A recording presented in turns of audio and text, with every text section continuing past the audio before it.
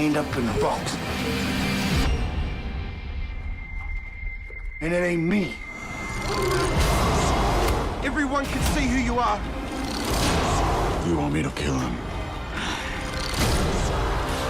You don't go hardcore. You're gonna take me down with you.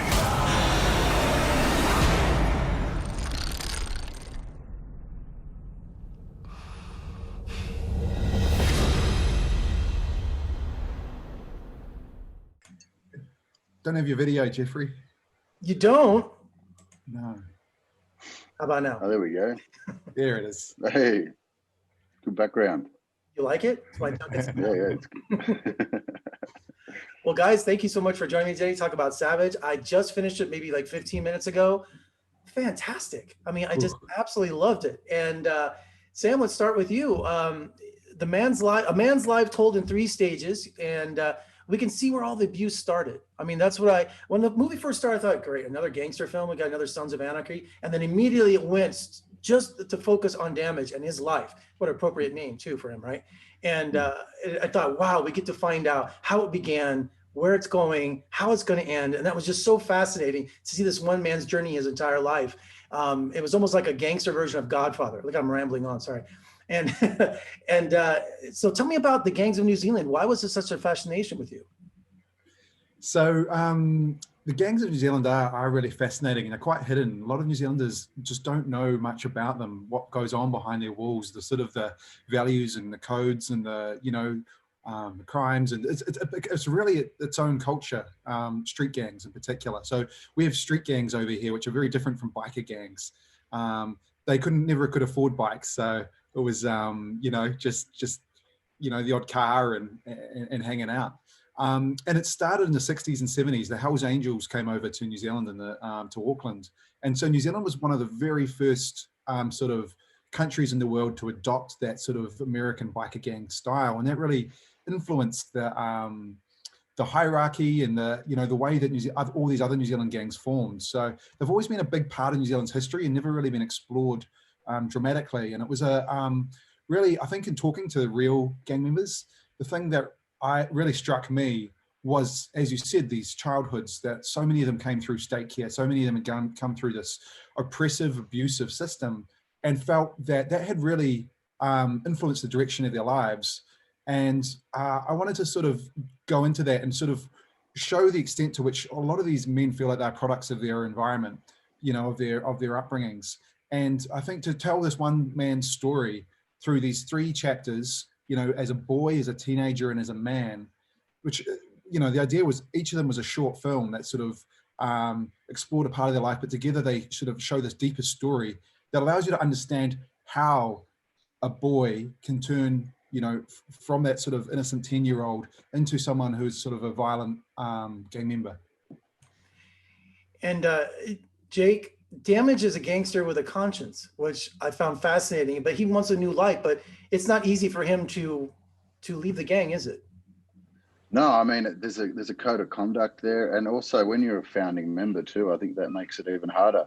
I think the hardest thing for Damage to leave though is his connection with Moses. That's the closest thing he has to a family and a brother. And, they've gone through so much together and, Moses has those lines to him that if you ever leave, you're dead to me, don't ever come back. So it's not as easy, I think, for Damage as it potentially would be for other gang members to turn their back, even though it's still shunned upon.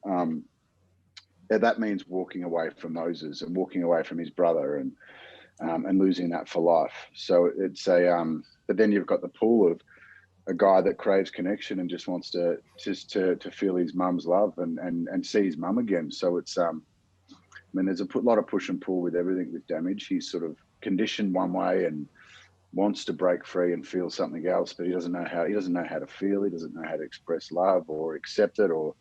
So it's, he's a very complex character. But you see that spark in him that he wants to provide that. And Moses, Yeah. I mean, savages come first. That's what just throughout the whole movie, not your friendship, not his admiration for you as a brother. It's just gang. I mean, I saw that repeatedly in the movie, and you can see that was just pushing Damage away further and further. Yeah, definitely. They made the rules. He can't break the rules that he made. So, you know, and that's all these guys had, is that was their family. Is like the Savages, you know, the meaning of the patch is so important. Like, you know, you see the meaning of it, and even to this day in most gang cultures, I imagine that the patch is it's a symbol. It's just a piece of material, but it's so important. Well, I saw different members have different patches on their coats.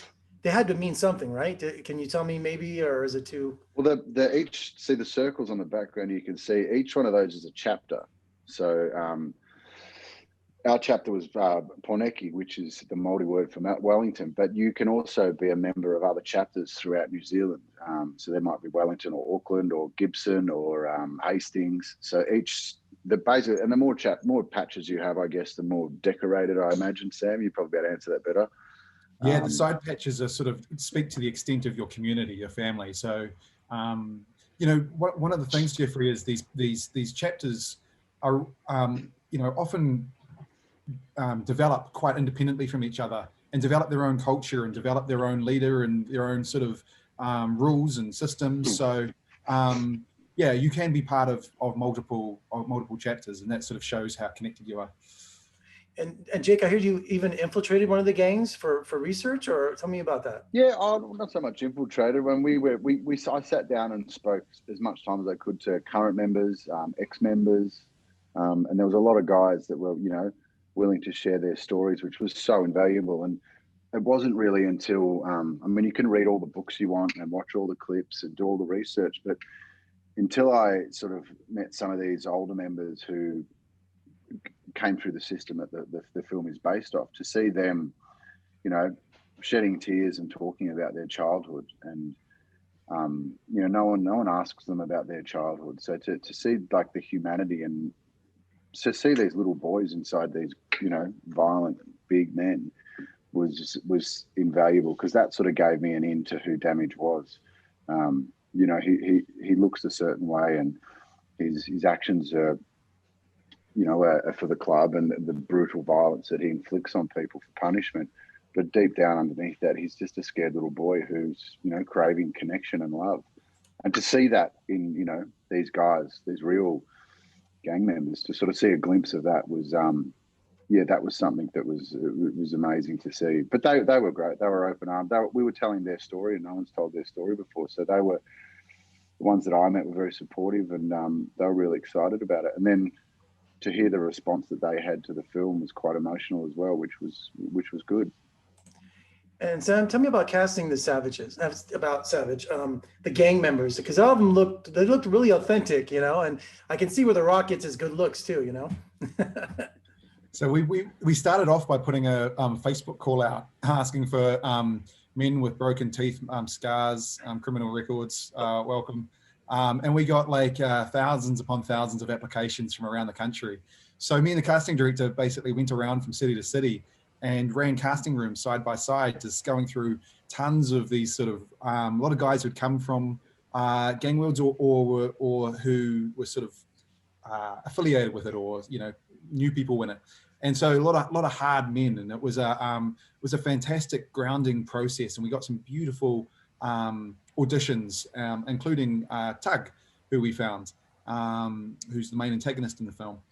And yeah, and then obviously then we still hadn't found Damage. So we opened it up to Australia after going through New Zealand actors, and I flew over to Sydney and saw, you know, a whole lot of actors, and Jake was the absolute standout. And did he come in character? Yeah, what's that? Did he come in character? Jake, how'd you get the role? He actually sort of did come in character, I feel. He sort of brought... Yeah, I brought a hammer in, and I put pins up against the wall with a hammer, and didn't give him a choice. No, I didn't do that. But he did come with an intensity into the casting room, and a real focus, and yeah, it was a real. Also, he had the best New Zealand accent, I've got to say, out of any of the Australians that we, you know, a lot of self tapes and stuff. And Jake was by far the best, and that was actually important as well, to find that New Zealand specificity. But more than that, it was this the heart and the soul, and you know, a physicality to him. He's Jake's a large lad, and someone who not only, you know, just naturally brings a physicality, but you just feel this sort of hardness, or this sense that he can look after himself. And let's just, Jake, tell me about the discussion for the face tattoo, because that was so extraordinary. And I'm not familiar with the word that went across his face. What does that mean? That's Poneki is that's the Māori word for Wellington, so their chapter. So if you were to have, Hell's Angels San Francisco, that was San Francisco. I mean, Steph Knight, he was amazing, the makeup artist, and I mean, Sam worked with them a lot with the design. We tried on a heap of different, they're all similar to an extent, but I was over there for a good couple of weeks, and we were doing different makeup tests and tweaking the designs and the shades of it. But the one we settled on, I think was perfect. And the second I put that on, it gave you a sense of the weight of that world, what these guys are sort of carrying around. So it was. The costumes were amazing on this. The hair and makeup was phenomenal. There's half your job's done. Do you know what I mean? Like the sets were all. It made my job a lot easier than because they were so authentic. You put them on and you just felt like you were part of that world. Instantaneously. I didn't feel like I was wearing a costume. I was like, I know I've stepped into a world that exists. I was going to say, did you get to keep the jacket, Sam? Where's your pad? No, I'm still trying to get hold of it. I keep hassling if I can have the vest, but she's like, oh, she's been putting it off for a year now. So I'll just keep hassling till I get that vest. New Zealand Australia trade embargo. Yeah. Well, guys, extraordinary film. I enjoyed it immensely. From even the kid performances were intense. Yeah, they're amazing. Those kids. Yeah, what was Damage's friend in the reform school, Wellberry, or the kid that was with him, his roommate? Yeah. He was phenomenal. I mean, just everywhere you looked, So congratulations on a great experience. And when you have a chance and things are safe, come visit us in Las Vegas, because I'm dying to go to New Zealand. It's on my bucket list. Come over. We'd love to have you. We'll see you there. Thank you so much, gentlemen, and have a good day. Thanks, Jeffrey.